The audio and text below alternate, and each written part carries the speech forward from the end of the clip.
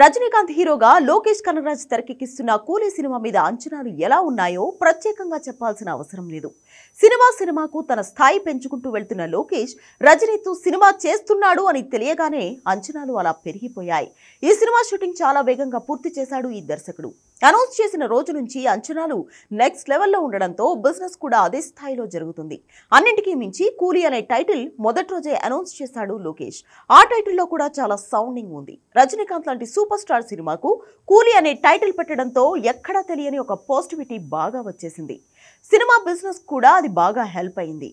కూలీ cinema business దాదాపు 500 కోట్ల వరకు జరుగుతుంది.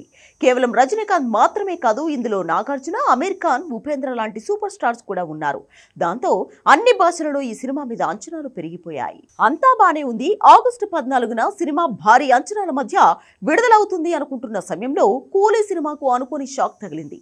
ఏ సినిమా హిందీ టైటిల్ మార్చాల్సి వచ్చింది. ఇప్పుడు అన్ని భాషలలో కూలీ అని అనౌన్స్ చేసిన మేకర్స్ చివరి నిమిషంలో హిందీ టైటిల్ విషయంలో కాంప్రమైజ్ కాక తప్పడం లేదు.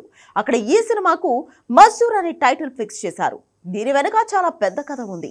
హిందీలో కూలీ సినిమా టైటిల్ హక్కులు కేవలం ఒక నిర్మాత దగ్గరే ఉన్నాయి.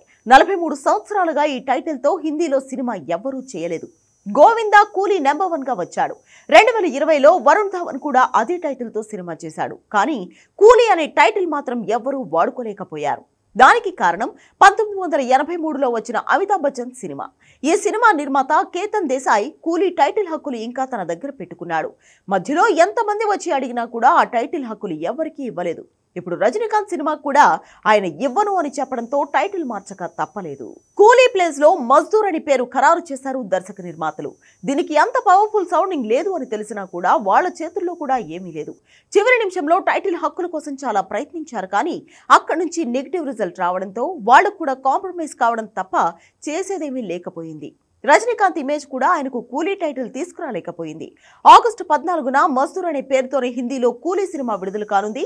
మిగిలిన అన్ని భాషల్లో మాత్రం కూలీగానే వస్తున్నాడు రజనీకాంత్. మరి హిందీలో మారిన టైటిల్ ఈ సినిమా మీద ఎలాంటి ప్రభావం చూపించబోతుందో చూడాలి.